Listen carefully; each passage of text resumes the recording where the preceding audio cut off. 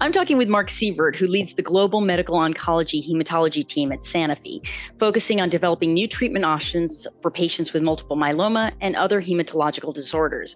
Mark will be cycling across Iceland as part of the International Myeloma Foundation's research fundraiser, ICE, or the Iceland Cycling Expedition. My first question for you, Mark, is how did you become involved with the myeloma community and also with the IMF? Thanks, Sapna. So I got involved probably 8 years ago. I was working in Sanofi on different tumor types in the past 22 years now, solid and heme. And at that time, we were at the beginning of developing a new compound in myeloma field, and I was getting in touch in phase 1. And this is why I got interested and engaged. And soon I learned that the unmet need in myeloma is still extremely high and there's a lot to be developed. So I got addicted, and right now that's probably 98% of my business. Oh, we're happy to have you part of our community. And what motivated you to participate in this cycling expedition, which promises to be across some challenging terrain in Iceland? Yeah, I'm not so sure, reading more and more about that, if that was a good idea, but we will see. What did me get start on that? Sorry. What did me get started on that? Actually was that I haven't been a rider for a long time. I started probably 4 or 5 years ago. Mm-hmm. And that was also myeloma that got me into that, because there are several rides in the world focusing on supporting myeloma groups. And I was taking part here in Europe. And when I heard about the new ICE, I thought, well, that's really even digging further into that topic. And for me, it's two things. One is that specifically the project that's running on Iceland is very, very unique. And I don't think there are a lot of places in the world where you can do that. And I'm interested in participating in these things to learn more about the disease, how we can support everyone who is touching this disease in doing a better job and getting to better outcomes, but then specifically also talk to patients on these journeys, because it's a very unique atmosphere. If you all sit on the bike and you're sweating and you're fighting up the hills and against the wind, it's an atmosphere you normally don't have to talk about diseases.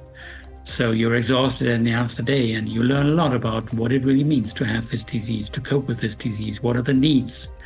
That's going to fuel into what I do in the company if we develop new drugs. This is all something that you take in, and that's driving your decisions in the future. Excellent.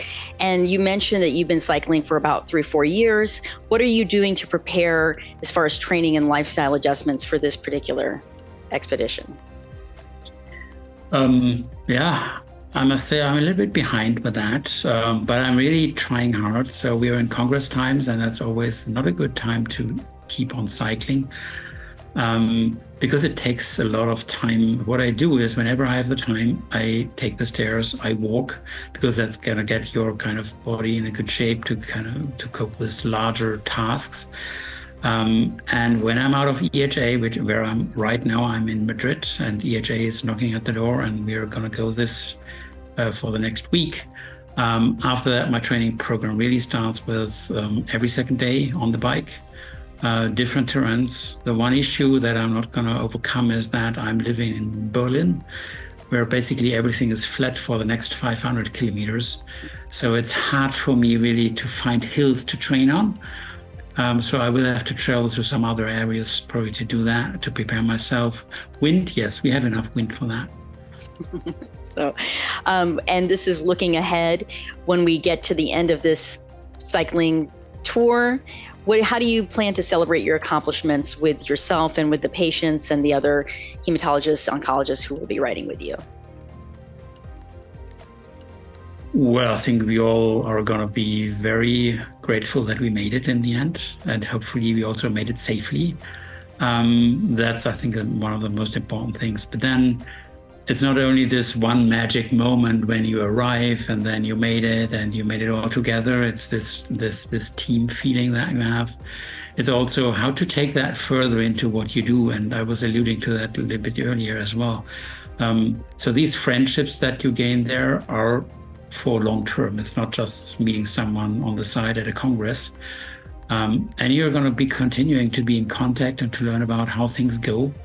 And it's going to further impact my life. It's going to impact my decisions in business. It's probably also going to impact my decisions in my private life, staying healthy and fit. And that's probably more on the private side. I have been a cancer patient about 12 years ago. And that was my moment when I understood, okay, when I was over it, let's just get in good shape and make sure that everything you can do to kind of get your body prepared for whatever comes, you can do, or even prevent things from happening, right? So this is what's driving me, and this is why I'm looking forward to arriving on the final day, having the celebrations with all the colleagues, the patients, the healthcare practitioners, everyone who's there, helping this team to go through. And I hope the support team, and I heard there are support teams, and that's probably also important. We can all celebrate together, because we are not going to do that on our own. Thank you. Thank you so much for taking the time.